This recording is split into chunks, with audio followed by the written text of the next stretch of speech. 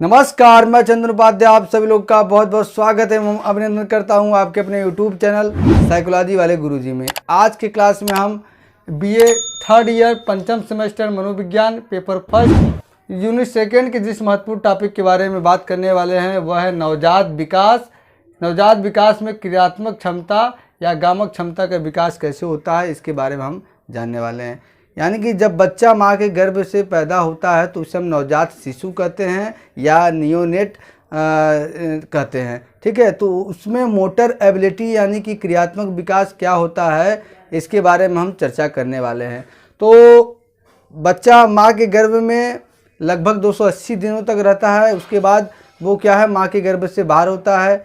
और माँ के गर्भ से बाहर आने के दो प्रोसेस हो सकते हैं, या तो वो नॉर्मल तरीके से आए, प्राकृतिक तरीके से, या तो फिर वो ऑपरेशन के थ्रू आए। ठीक है, तो जब बच्चा माँ के गर्भ से बाहर आ जाता है तो उसको नवजात शिशु बोलते हैं।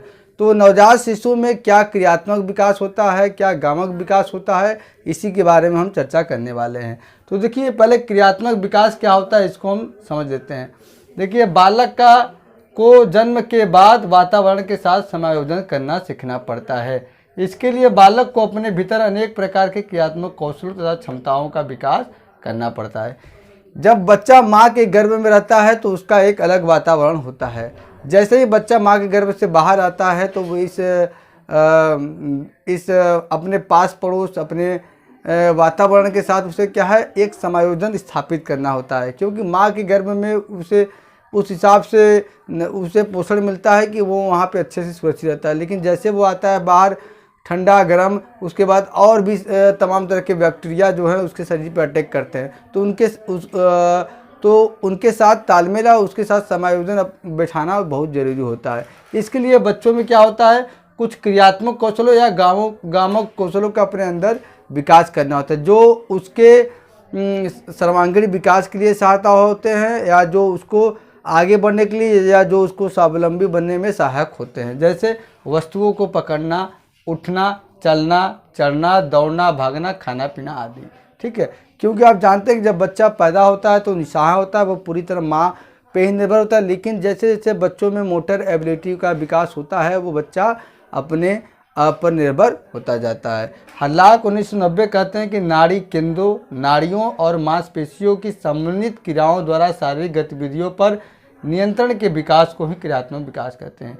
यानी कि जो नाड़ी आपके अंदर नाड़ी केंद्र होते हैं और जो नाड़ियाँ होती हैं, मांसपेशियाँ होती हैं, इन सभी को मिलाकर जो व्यक्ति अपने शरीर से कोई भी एक्टिविटी कर रहा है उस पर कंट्रोल करना ही क्या है, ये क्रियात्मक विकास है। जैसे बच्चा जब छोटा होता है तो आप उसको कोई वस्तु पकड़ाएंगे तो उसका पूरा शरीर जो है उसको पता नहीं होता है कि हाथ से, मतलब उसके अंदर ये मोटर एबिलिटी डेवलप नहीं होता है कि हाथ के माध्यम से किसी वस्तु को पकड़ सकते हैं, तो वो पूरे शरीर को उसकी तरफ करता है। तो जैसे जैसे बच्चों के विकास होता है वो समझ जाता है किस वस्तु से की सहायता से कि हमें किस अंग की सहायता से हमें क्या करना है। तो ये इसका क्रियात्मक विकास या गामक विकास क्या होता है ये हमने बताया। अब क्रियात्मक विकास की विशेषताएं या नियम क्या होता है इसको देखते हैं। देखिए, सबसे पहला इसका है निश्चित क्रम। जो नवजात शिशु में विकास होता है उसका एक निश्चित क्रम होता है, ये नहीं कि अनिश्चित होता है। ठीक है, अनिश्चित क्रम में दो निश्चित क्रम है। पहला मस्तकाधोमुखी क्रम, जिसको सेफेलोकैडुअल सीक्वेंस बोलते हैं। इसमें क्या होता है, मस्तकाधोमुखी क्रम, यानी कि पहले बच्चे के शरीर का यानी कि सिर का विकास होता है। सिर से विकास होते होते फिर उसके धड़ का विकास होता है, फिर उसके बाद जो है ऐसे करके नीचे आता है। ठीक है, नीचे वाले अंगों का विकास होता है। इसलिए आप देखेंगे सबसे पहला बच्चा क्या है, अपने सिर को कंट्रोल करना वो सीखता है। ठीक है, तो ये मस्तकाधोमुखी क्रम है।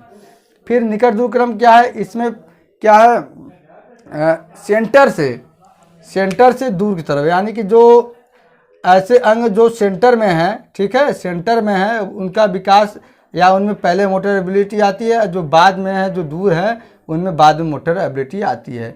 जैसे जो सेंटर में है, लीवर है, फेफड़े हैं, यकृत हैं, गुर्दा है, ये सब में जो है क्या है, पहले इन लोग का विकास होता है, ये काम करना शुरू कर देते हैं, उसके बाद जो हाथ पैर अंग है इत्यादि काम करते हैं। ठीक, दूसरा है क्रियात्मक विकास सामान्य से विशिष्ट क्रियाओं की ओर सीखता है। यानी कि बच्चों में जो मोटर एबिलिटी डेवलपमेंट होता है वो क्या होता है, बच्चे में पहले सामान्य प्रकार की क्रियात्मक या मोटर एबिलिटी डेवलप होता है, फिर उसके बाद उसी से विशिष्ट क्रियाएं डेवलप होता है। जैसे एक बच्चा पहले किसी वस्तु को आप पकड़ाते हैं तो बच्चा क्या है, अपने पूरे शरीर को उसकी तरफ वो पकड़ने के लिए कर देता है, तो ये सामान्य हो गया। फिर जब बच्चा में मोटर एबिलिटी डेवलप हो जाता है उसे इस बात का ज्ञान हो जाता है कि हम हाथ के माध्यम से उस वस्तु को पकड़ सकते हैं, तो बच्चा क्या है, विशिष्ट क्रियाएं करता है। इसलिए बच्चे में पहले सामान्य मोटर एबिलिटी डेवलप होता है, फिर विशिष्ट मोटर एबिलिटी डेवलप होता है। तीसरा जो है यहाँ पे है क्रियात्मक विकास बड़ी से छोटी मांसपेशियों की ओर होता है। यानी कि आपके शरीर में जो बड़ी मांसपेशियां हैं वो क्या है, उनमें क्या है, मोटर एबिलिटी पहले डेवलप होती है, उसके बाद छोटी मांसपेशियों में मोटर एबिलिटी डेवलप होती है। सबसे पहले आपका सर जो है व्यक्ति नियंत्रण करता है, सर में विकास होता है, फिर उसके बाद जो बड़ी मांसपेशी हाथ का है, पैर का है, बच्चा पैर चलाता है, तो इनमें पहले विकास होता है, उसके बाद जो छोटी मांसपेशियां हैं उनमें विकास होता है। अगला है अधिगम और परिपक्वता की अंतरक्रिया के परिणाम। क्रियात्मक विकास क्या होता है, अधिगम यानी लर्निंग और मैच्योरिटी के अंतर क्रिया के फलस्वरूप होता है। यदि हम कह लें कि अधिगम यानी कि यल, फिर उसके बाद परिपक्वता यानी कि यम, यल गुणे यम बराबर क्या होता है, क्रिया मोटर एबिलिटी, ठीक है, तो ये गलत नहीं होगा। यानी कि अधिगम और परिपक्वता, अधिगम क्या होता है, अनुभूति और अभ्यास के परिणाम स्वरूप व्यक्ति के व्यवहार में होने वाले अपेक्षा के स्थायी परिवर्तन को हम अधिगम कहते हैं, ठीक है। परिपक्वता क्या होता है, मानसिक और शारीरिक मजबूती या प्रौढ़ता को हम परिपक्वता कहते हैं। तो कोई भी बच्चा क्रियात्मक विकास उसके अंदर तभी ज़्यादा होगा जब उसके शरीर उस हिसाब से प्रौढ़ होंगे या मजबूत होंगे, ठीक है। जैसे अभी आप कक्षा 2 में हैं, क्लास 2 में हैं, आपको मैं क्लास 12 का चीज़ पढ़ाऊँ, लिखाऊँ या सिखाऊँ, तो वो आप नहीं सीख पाएंगे। क्यों नहीं सीख पाएंगे, क्योंकि आप अभी शारीरिक मानसिक रूप से उतने कैपेबल नहीं हुए, उतने मैच्योरेट नहीं हुए, इसलिए आप उसको नहीं सीख पाएंगे। उसी तरह अगर आप लर्निंग लेने तैयार होंगे, अगर लर्निंग की परिस्थिति उसके सामने नहीं उपस्थित हो जाएगी, तभी बच्चा क्या है, अच्छे से सीख नहीं पाएगा, उसके अंदर ज़्यादा से ज़्यादा मोटर एबिलिटी डेवलप नहीं हो पाएगा। अगला है व्यक्तिगत भिन्नता है। जैसा व्यक्तिगत भिन्नता मतलब इंडिविजुअल डिफरेंस है। जैसा कि आप जानते हैं कि प्रत्येक व्यक्ति क्या है, एक दूसरे से भिन्न होता है, तो उसका विकास भी एक दूसरे से भिन्न होता है। किसी व्यक्ति में पहले मोटर एबिलिटी का डेवलपमेंट हो जाता है, तो किसी व्यक्ति में बाद में होता है। तो अलग अलग स्थान पर रहने वाले, अलग अलग देश में रहने वाले व्यक्तियों में कुछ माइनर अंतर आता है कि इस हफ्ते में या इस महीने मोटर एबिलिटी का विकास होता है, क्योंकि प्रत्येक व्यक्ति एक दूसरे से भिन्न है। अब क्रियात्मक विकास की औसत आयु मतलब व्यक्ति या जो बच्चा है वो किस हफ्ते में कौन सा मोटर स्किल करना सीखता है या करता है।